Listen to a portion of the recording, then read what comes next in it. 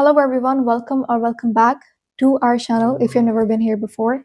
I'm Kiran and in this video we're going to do academic year 2015-16 past paper of IMAT.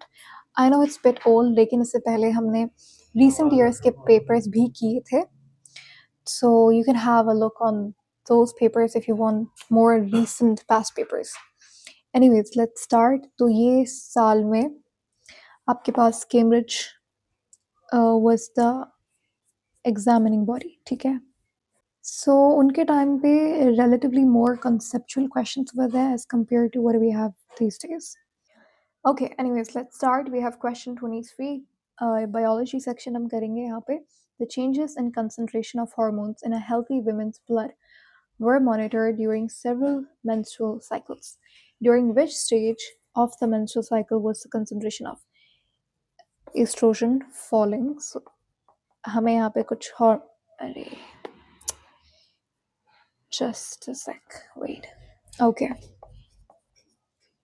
वो कहता है कि हमने एक healthy women के blood को monitor किया during several stages of menstrual cycle. ये reproduction वाली chapter से question है female menstrual cycle के topic से. तो वो कहता है कि estrogen level जो है they are falling, कम हो रहा है estrogen. The concentration of luteinizing hormone यानी कि LH और FSH इनकी जो concentration है, जो quantity है, वो maximal या maximum है, ठीक है. So LH और FSH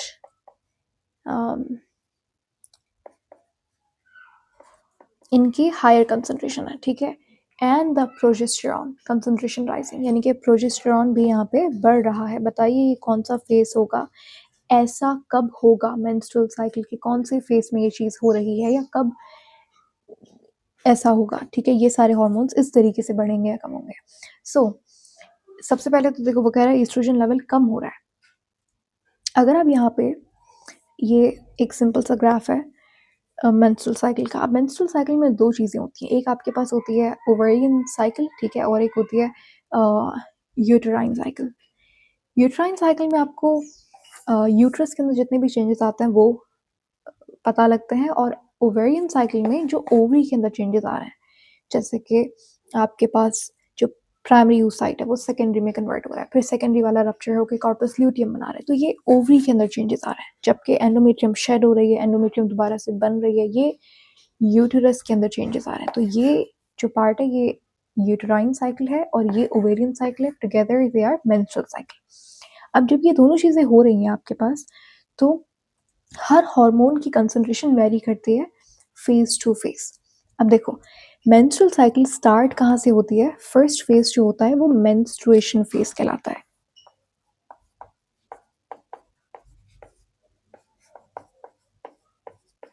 यहाँ से ये साइकिल शुरू होती है, ये फर्स्ट फेज है. अब इस फेज में क्या होता है कि आपके पास एंडोमेट्रियम शेड होती है, ठीक है, और आपके पास ये चेंज कहाँ पे आ रहा है, एंडोमेट्रियम शेड कहाँ पे हो रही है, ये यूट्रस के अंदर चेंज हो रही है, ठीक है. तो एंडोमेट्रियम किसका पार्ट है, यूट्रस की वॉल है. तो ये चेंज आ रहा है यूट्रस में. अगर आप इस पिक्चर में देखो यहाँ पे, ये देखो ये एंडोमेट्रियम यहाँ पे शेड हो रही है, ठीक है. यहाँ पे मीनवाइल साइमल्टेनियसली ओवरी में क्या चेंज आता है ड्यूरिंग मेंस्ट्रुअल फेज. आपके पास जो ओवेरियन फॉलिकल है वो ग्रो करने लगता है, ठीक है. इसका मतलब ये है यहाँ पे इसको ग्रोथ हार्मोन की ज़रूरत है जो इसके ग्रोथ को ट्रिगर करेगी. वो कौन है, वो FSH है, ठीक है. तो अगर आप देखो जैसे ही मेंस्ट्रुअल फेज स्टार्ट होता है, ये आपके पास जो ब्लू में है ये FSH है, ठीक है. जो पिंक कलर में है वो आपका LH है, और जो sort of grey black colour है वो एस्ट्रोजन है, और ये पर्पल में प्रोजेस्टेरॉन लेवल को दिखाया गया है. सो पहला फेज हमारे पास मेंस्ट्रुअल फेज है जहाँ पे एंडोमेट्रियम शेड हो रही है और जो ओवेरियन फॉलिकल्स हैं वो ग्रो कर रहे हैं. तो इस वक्त आपके पास FSH की लेवल बढ़ रही है.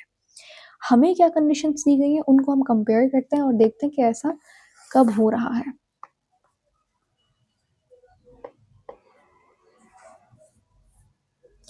ओके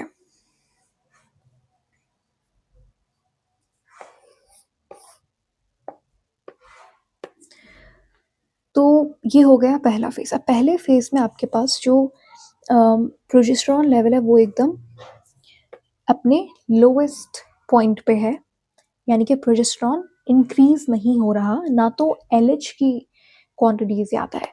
अच्छा, एलएच कहाँ है? ये देखो, ये वाला जो आप पिंक देख रहे हो ना, ये एलएच है, यानी कि ये एलएच एकदम फ्लैट लाइन आपको दिख रही है, यानी कि एलएच की वैल्यू यहाँ पे मैक्सिमल तो क्या इंक्रीज भी नहीं हो रही। तो ये वाला फेज तो हमें नहीं डिस्क्राइब किया गया क्वेश्चन में। उसके बाद आपके पास जो मेंस्ट्रुअल फेज है, उसके बाद आता है आप फॉलिकुलर फेज, जिसको प्रोलिफरेटिव फेज भी कहा जाता है।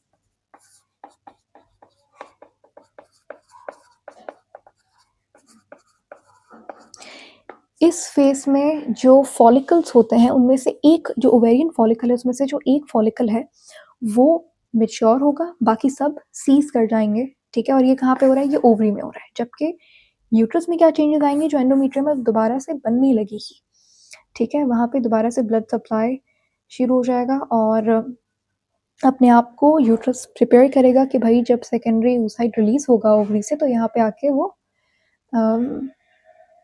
आफ्टर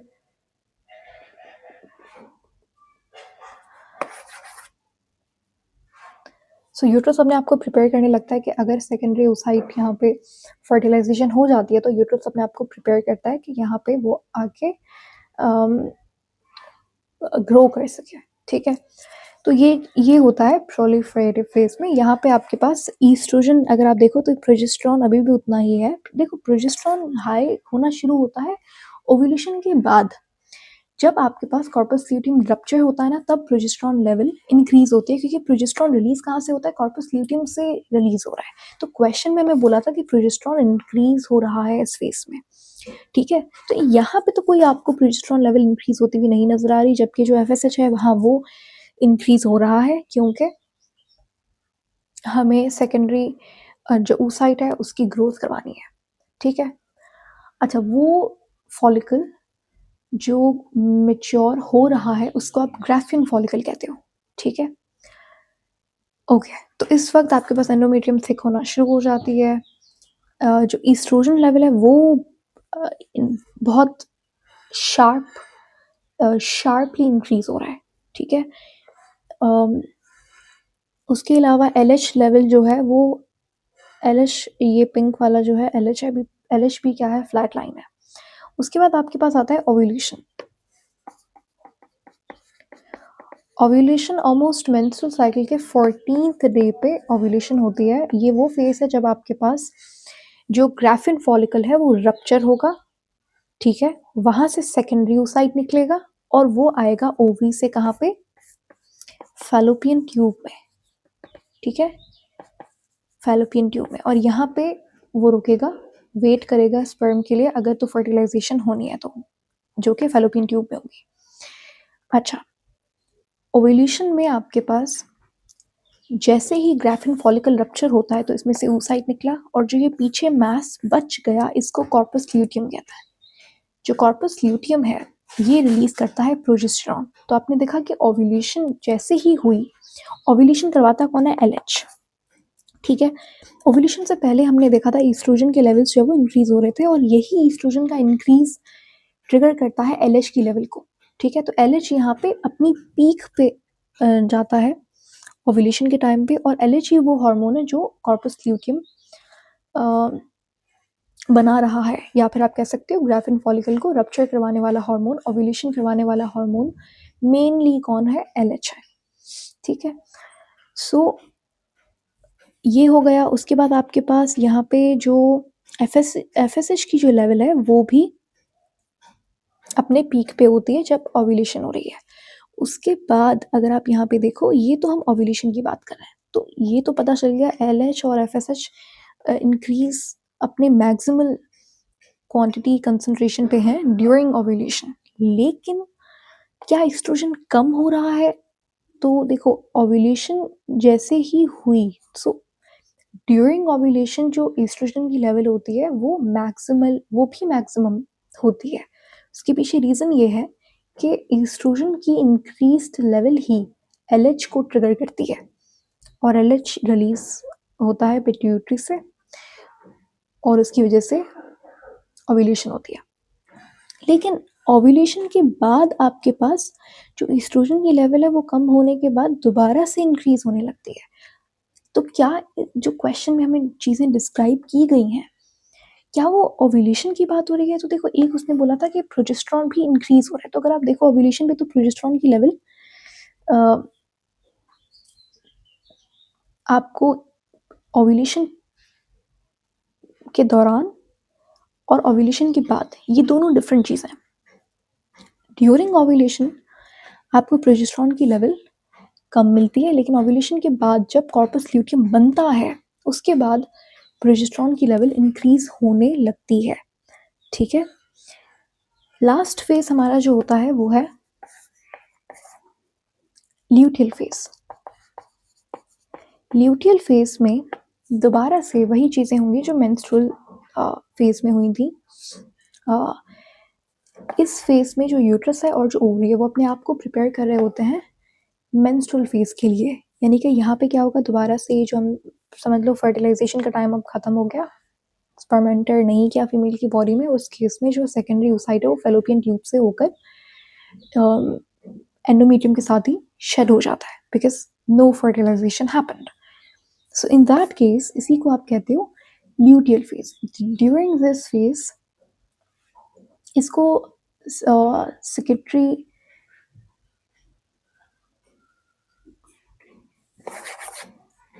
ल्यूटियल फेज को पोस्ट ओव्यूलेशनरी फेज भी कहा जाता है, या फिर इसको सेक्रेटरी ल्यूटियल फेज को पोस्ट ओव्यूलेशन फेज भी कहा जाता है। ये 15th to 28th डे में होगा और यहाँ पे एंडोमेट्रियम दोबारा से क्योंकि एकदम सेकेंड हो चुकी है। सो अगर आप यहाँ पे देखो, ये वाला पार्ट है, यहाँ पे प्रोजेस्टेरॉन की लेवल इंक्रीज होती है। ओव्यूलेशन के बाद प्रोजेस्टेरॉन हाई है ताकि फीमेल बॉडी, प्रोजेस्टेरॉन का काम क्या होता है, इसको गेस्टेशन हार्मोन भी कहते हैं। इस टाइम पे फीमेल बॉडी अपने आप को प्रिपेयर कर रही होती है, फर्टिलाइजेशन हैपन्स। तो उस केस में इम्प्लांटेशन हो सके, फर्टिलाइजेशन के बाद जो एम्ब्रियो बनेगा उसकी इम्प्लांटेशन के लिए प्रोजेस्टेरॉन बहुत इंपॉर्टेंट है। तो इस केस में ओव्यूलेशन के बाद प्रोजेस्टेरॉन की लेवल हाई है, ईस्ट्रोजन अब कम हो रहा है और यहाँ पे FSH और LH जो है वो क्या है, FSH और LH जो है वो कम होने लगते हैं। लेकिन ल्यूटियल फेज के एंड में, क्योंकि देखो ये जो सेकेंडरी oocyte था फेलोपियन ट्यूब में, ये तो फर्टिलाइज हुआ नहीं, तो ये मेंस्ट्रुअल साइकिल में दोबारा से क्या हो रहा है, ये साइकिल रिपीट होगी ना, तो ये दोबारा से ये तो बॉडी से रिमूव हो जाएगा। ठीक है, और ओवरी में ये सेम चीज़ रिपीट होगी कि जो दूसरा एग है वो अपने आप को मैच्योर करने लगेगा। तो अगर आप देखो यहाँ पे ध्यान से, तो FSH की लेवल इंक्रीज हो रही है। ठीक है, LH अपना ल्यूटियल फेज के बिल्कुल एंड में, जाहिर है आपने एक ग्राफिन फॉलिकल, अब दूसरे को हम मैच्योर करेंगे for fertilization in the future if that happens. तो ये होता है मेंस्ट्रुअल साइकिल। अब क्वेश्चन देखते हैं यहाँ पे, साइकिल क्लियर हो गया। वो कहता क्या है कि एस्ट्रोजन कम है, FSH LH बढ़ रहा है और प्रोजेस्टेरॉन की हायर लेवल्स हैं। So at the start of menstruation सबसे पहला हमने देखा था वो था menstrual phase, that is the start of menstruation. Menstrual phase में आपके पास LH और FSH इंक्रीज नहीं होता, इनकी क्वांटिटी कम होती है। ठीक है, इसके अलावा प्रोजेस्टेरॉन हाई नहीं होता, एस्ट्रोजन कम ही होता है। तो स्टार्ट ऑफ मेंस्ट्रुएशन तो नहीं होगा, बिल्कुल भी नहीं होगा। एंड ऑफ मेंस्ट्रुएशन आप बात करें ल्यूटियल फेज की, ल्यूटियल फेज के बिल्कुल आखिर में प्रोजेस्टेरॉन एकदम कम होता है, एस्ट्रोजन भी कम होता है, FSH बढ़ रहा होता है। अब ये ल्यूटियल एंड ऑफ मेंस्ट्रुएशन का मतलब ये है ल्यूटियल फेज का एंड। ठीक है, तो उस वक्त हाँ FSH बढ़ रहा है लेकिन प्रोजेस्टेरॉन की लेवल नेग्लिजिबल होती है उस टाइम पे। ठीक है, और उस टाइम पे एस्ट्रोजन आपके पास इंक्रीज हो रहा होता है। ठीक है, सी ये आपके पास एफएसएच है, बढ़ रहा है, ये पिंक में एलएच है, इसकी क्वांटिटी भी बढ़ रही है, ईस्ट्रोजन फ्लैट है और प्रोजेस्टेरॉन है वो एकदम डिक्रीज हो गया है। सो ये चीज़ तो गलत हो जाएगी। फिर उसके बाद वो कहता है 4 days before ovulation and at the time of ovulation, तो ओव्यूलेशन के टाइम पे और उससे 4 दिन पहले अब चले गए प्री ओव्यूलर यानी कि प्रोलिफरेटिव फेज में। उस वक्त आपके पास एस्ट्रोजन की लेवल इंक्रीज हो रही होती है, एलएच भी इंक्रीज होता है, प्रोजेस्टेरॉन उस टाइम पे नहीं रिलीज हुआ होता है क्योंकि ओव्यूलेशन से पहले आपके पास कॉर्पस ल्यूटियम नहीं बना हुआ होता। सो ये पॉइंट जो है, अगर यहाँ पे कहता है कि अच्छा at the time of ovulation, तो वो एक बहुत ही पोटेंशियल ऑप्शन होता, लेकिन क्योंकि उसने बोला ओव्यूलेशन से 4 दिन पहले, तो यहाँ पे प्रोजेस्टेरॉन की लेवल इंक्रीज नहीं होती, ठीक है। और ओव्यूलेशन से पहले आपके पास एलएच की लेवल, एलएच अपनी पीक पे होता है ड्यूरिंग ओव्यूलेशन। अगर आप यहाँ पे देखो, if you go 4 days before ovulation, तो एलएच फ्लैट लाइन पे होता है, बट ड्यूरिंग ओव्यूलेशन अपनी पीक पे होता है, दोबारा से डिक्रीज हो जाता है, ठीक है। तो इसके अलावा अगर आप एफएसएच भी देखो, तो देखो 4 दिन ओव्यूलेशन से 4 दिन पहले एलएच इंक्रीज नहीं हो रहा। और रही बात एफएसएच की, तो एफएसएच डिक्रीज होता है, अपनी लोएस्ट पे चले जाता है, फिर थोड़ा सा इंक्रीज होता है ड्यूरिंग ओव्यूलेशन, ठीक है। और ये पॉइंट तो बिल्कुल ही गलत हो जाएगा अगर आप कहते हो 4 days बिफोर ओव्यूलेशन प्रोजेस्टेरॉन की लेवल इंक्रीज होती है, नहीं। ऑप्शन डी में कहता है after ovulation but before the start of menstruation. ये ऑप्शन हो सकता है, and the reason behind that is कि ओव्यूलेशन के बाद आपके पास कॉर्पस ल्यूटियम बन चुका होता है, प्रोजेस्टेरॉन की लेवल ऊपर जा रही होती है। एलएच और एफएसएच जो है, अब देखो right after ovulation LH FSH अपनी पीक पे होते हैं, यही लिखा हुआ था क्वेश्चन में, ठीक है। They are at the highest concentration, लेकिन उसके बाद वो डिक्रीज होते जाता है, ठीक है। उसके बाद उन्होंने लिखा बिफोर द मेंस्ट्रुएशन, एक तो ओव्यूलेशन के राइट आफ्टर ओव्यूलेशन, ओव्यूलेशन के बाद और मेंस्ट्रुएशन से पहले एस्ट्रोजन की लेवल डिक्रीज होती है, प्रोजेस्टेरॉन इंक्रीज होता है, एलएच और एफएसएच अपनी पीक पे होता है। तो डी ऑप्शन हो सकता है। ई को भी देख लेते हैं, between the end of menstruation and 4 days before ovulation. So ये 4 days before ovulation and between the end of menstruation, ये बात हो रही है एंड ऑफ मेंस्ट्रुएशन यानी कि ल्यूटियल साइकिल, उसके और ओव्यूलेशन के दरमियान में ये चेंजेस आता है। तो ये ऑप्शन बिल्कुल भी सही नहीं होगा, because it's a long face एक तो, और उसके बाद ये सारी चीज़ें इस पे अप्लाई नहीं होती। तो ऑप्शन डी जो है वो सही जवाब है यहाँ पे।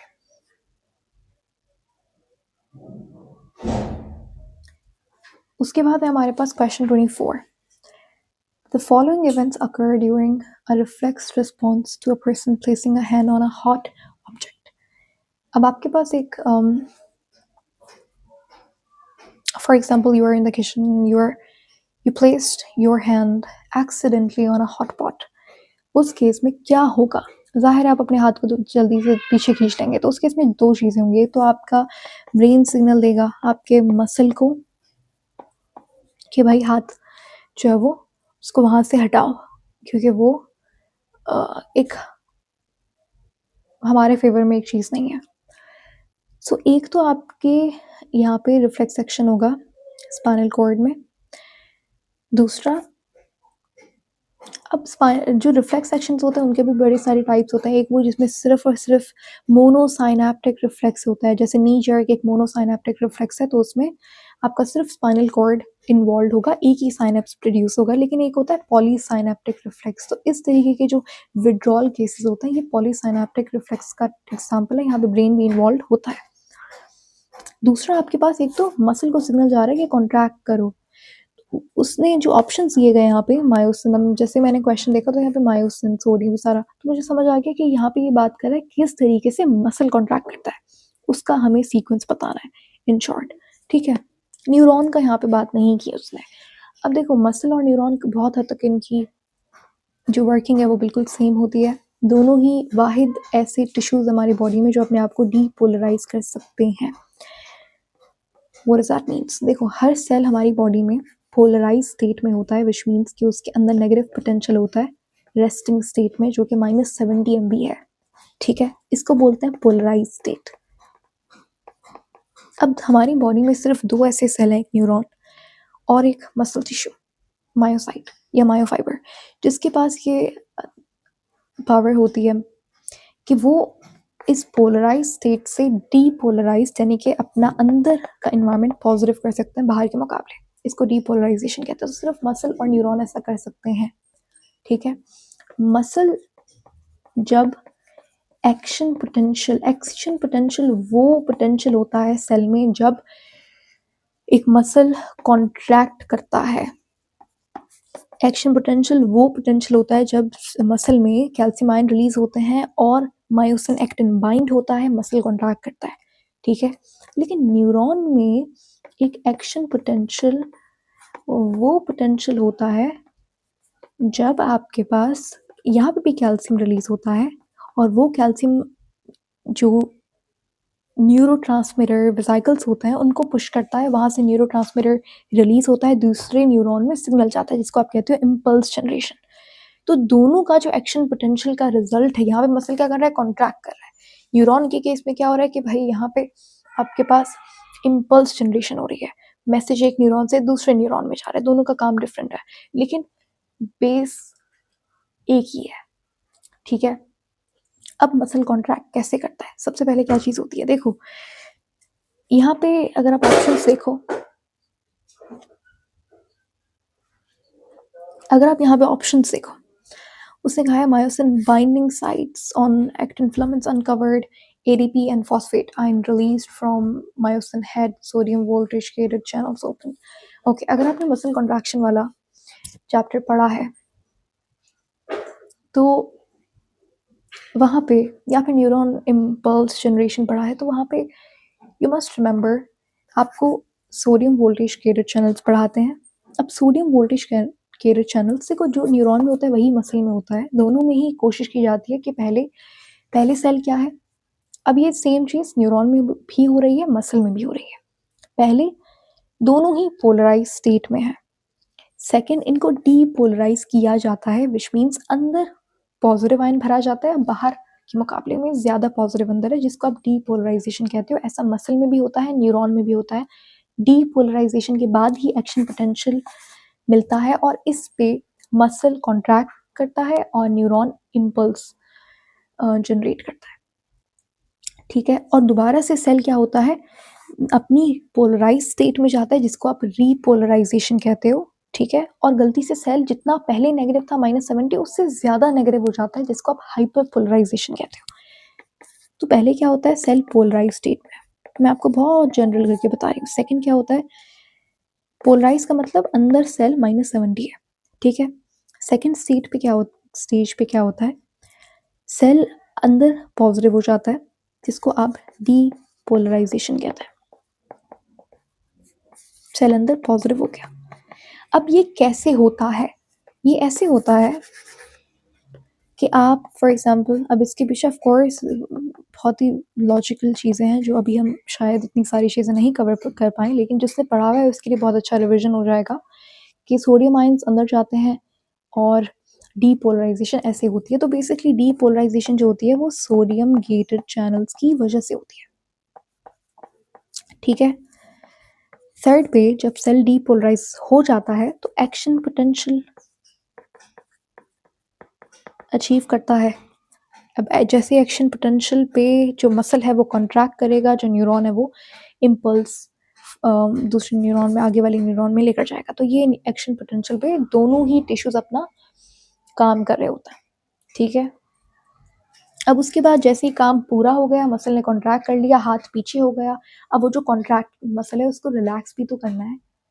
ठीक है, तो अब क्या होगा, सेल दोबारा से जैसे था अपनी रेस्टिंग स्टेट पे वैसे ही हो जाएगा। हम लोग दोबारा से पोलराइज हो रहे हैं, तो इसलिए हम कहते हैं हमें दोबारा से, इसलिए मैंने लिखा है, रीपोलराइजेशन हो रही है। ये किसकी वजह से होती है, आप दोबारा से सेल के अंदर नेगेटिव करना है हमने, तो हम क्या करते हैं, बहुत सारा जो पोटेशियम है वो बाहर लेकर चले जाते हैं सेल से, इसको आप कहते हो रीपोलराइजेशन। तो रीपोलराइजेशन पोटेशियम गेटेड चैनल की वजह से हो रही है, ठीक है। उसके बाद गलती से क्या होता है, हम बहुत ज़्यादा नेगेटिव आयन अंदर हो गया है बाहर के मुकाबले, तो इसलिए पोलराइजेशन तो हो गई, सेल अंदर नेगेटिव हो गया जैसे पहले था, लेकिन थोड़ा सा ज़्यादा नेगेटिव हो गया as compare to what it was before.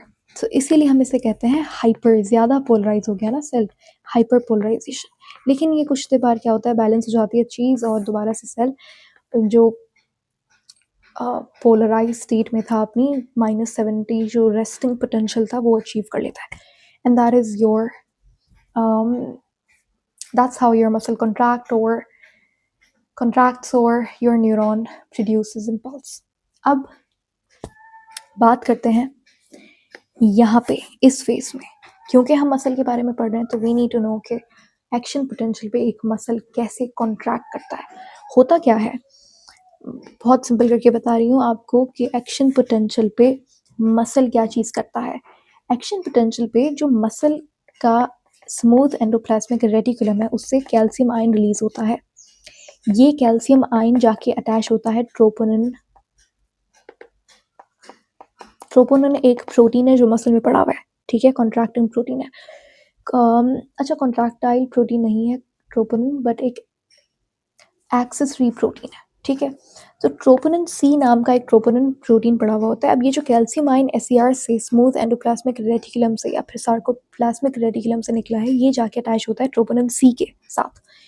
अब ट्रोपोनिन सी के साथ जैसे कैल्शियम अटैच हुआ, ट्रोपोनिन ने ट्रोपोमायोसिन को मायोसिन के हेड से निकाला। तो अब इन शॉर्ट आपके पास क्या हुआ, जो मायोसिन का हेड था उसको स्पेस मिल गई, उसको रूम मिल गया एक्टिन पे जाके अटैच होने के लिए, ठीक है।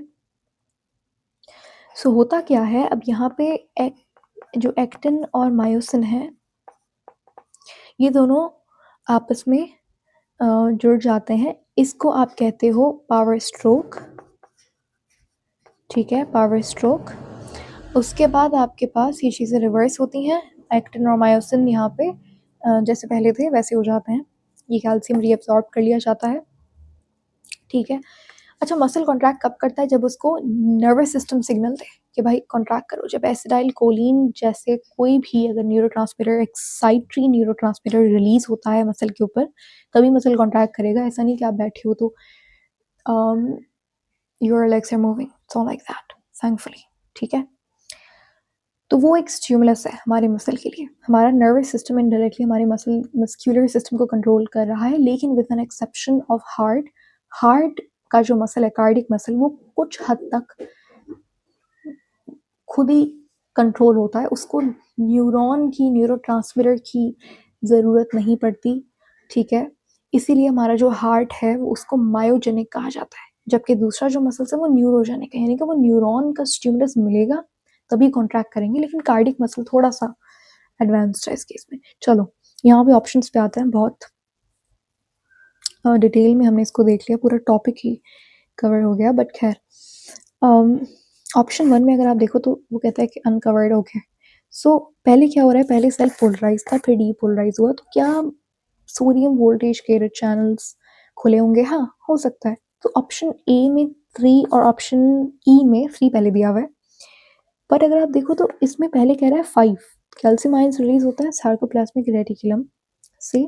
हाँ, तो ऐसा होता है, ऐसा ही होता है ना, कैल्शियम आयंस रिलीज होता है सार्कोप्लाज्मिक रेटिकुलम से। उसके बाद वो कहता है myosin head detach from binding on actin, मतलब फोर्थ वाला पहले में डाल दिया, पहले आ गया ना। लेकिन भाई अपना मायोसिन हेड डिटैच कैसे होगा जब वो अटैच ही नहीं हुआ? क्योंकि ऑप्शन 1 अगर आप देखो उसमें वो कहता है कि मायोसिन पहले अनकवर होगा, उसके बाद ये दोनों अटैच होंगे। डिटैच वाली बात तो आखिर में आ गई ना, इट्स लाइक द एंड। कैसे एंड? भाई डिटैच तब होगा जब मसल रिलैक्स होगा। समझ आ रही है बात? ये तो ऑप्शन सही नहीं है, अच्छा ऑप्शन नहीं है ये। क्लियर हो गई क्यों नहीं है? ऑप्शन ई में देखो 3 था, उसके बाद 1 था। Myosin binding sites active filament में अनकवर्ड हो जाएंगी, ठीक है, फाइन। उसके बाद वो कहता है मायोसिन हेड डिटैच होगा, मतलब रिलैक्स होगा मसल। नंबर 2 उसने इधर लिखा है लास्ट में। सो एडीपी और फॉस्फेटाइन्स नहीं। देखो ये जो चीज़ है ना, एडीपी और फॉस्फेटाइन रिलीज फ्रॉम मायोसिन हेड, ये कब होता है ये मैंने यहाँ पे मेंशन नहीं किया, लेकिन ये देखो जैसे ही कैल्शियम आयन अटैच हुआ ट्रोपोनिन सी के साथ, तो मायोसिन हेड पे एटीपीज एक्टिविटी होती है, विच मीन्स कि जो एटीपी है वो एडीपी में कन्वर्ट होता है और उसी एनर्जी को इस्तेमाल करके मायोसिन और एक्टिन क्रॉस ब्रिज बनाता है। ठीक है, तो ये चीज़ होती है बिफोर एक्टिन और मायोसिन आर अटैच्ड। ठीक है, सो ये ऑप्शन भी सही नहीं है। रही बात ऑप्शन बी और डी की, उसमें कहता है 5 पहले आ रहा है। अगर तो एक ऑप्शन देखो 2 में 3 में है ना, पहला एक नंबर जैसे 5 है, तो 2 ऑप्शन में आ रहा है, मतलब ये सही हो सकता है as compare to 1। Option C जो है वो उसमें 1 दिया हुआ है पहले, बाकी किसी भी ऑप्शन में 1 नहीं था। इसका मतलब ये है, जनरल सी बात है कि कि जो 1 है उसके चांसेस कम होंगे इस वाले ऑप्शन के, जहाँ पे पहले 1 आ रहा है। सो ऑप्शन बी देखते हैं पहले। ऑप्शन बी में कहता है 5th वाला पहले है, calcium ion released by Sarco. ठीक है, बिल्कुल ऐसा ही होता है, कैल्शियम आयन रिलीज होता है सार्कोप्लाज्मिक रेटिकुलम से। उसके बाद एडीपी फॉस्फेट रिलीज होता है मायोसिन हेड से। उसके बाद myosin binding site actin filament पे अनकवर्ड होती है। देखो जैसे ही कैल्शियम आयन रिलीज होता है ना, तो myosin binding site actin filament पे अनकवर हो जाती है। ठीक है, सिंपल तरीके से ये एक्टिन है, एक्टिन के पास इस तरीके से मायोसिन बाइंडिंग साइट होती है। जब मसल कॉन्ट्रैक्ट नहीं करता तो ये बाइंडिंग साइट को कवर किया हुआ होता है ट्रोपोमायोसिन ने और ट्रोपोनिन ने। यहाँ पे ये दोनों बैठे हुए होता है कि हम तो नहीं लगने देंगे मायोसिन को। यहाँ पे जैसे ही कैल्शियम आ गया, ये दोनों कैल्शियम के पीछे भाग गए, तो मायोसिन की हाइट जो साइट थी ना, मायोसिन बाइंडिंग साइट एक्टिन पे, वो अनकवर्ड हो गई। उसके बाद ये एटीपीज एक्टिविटी होगी मायोसिन हेड पे। सो ये वाला 1 जो है ये पहले आएगा, 5। अच्छा ये ऑप्शन अच्छा है डी वाला कि 5 पहले फिर 1, कि भाई पहले अनकवर होगा एंड देन उसके बाद ATPs activity would happen on the head of myosin and after that number 4th option कि भाई रिलैक्स होगा मसल, मायोसिन डिटैच हो जाएगा एक्टिन से। डी ऑप्शन बिल्कुल परफेक्ट है। ठीक है, अगर कैल्शियम रिलीज नहीं होता है सीआर से तो मसल कॉन्ट्रैक्ट नहीं करेगा। अगर मसल में कैल्शियम की डेफिशिएंसी हो जाती है, सो आपको मसल क्रैम्प्स और टेटनी जैसे मसले देखने को मिल सकते हैं। सो मसल कॉन्ट्रैक्शन के लिए कैल्शियम बहुत इंपॉर्टेंट है। सो ये हमने आज 2 क्वेश्चंस किए। Don't forget to watch the rest of the parts of this 15-16 past paper IMAT series. Okay, I'll see you super soon in the next video. Until then, take care. Bye.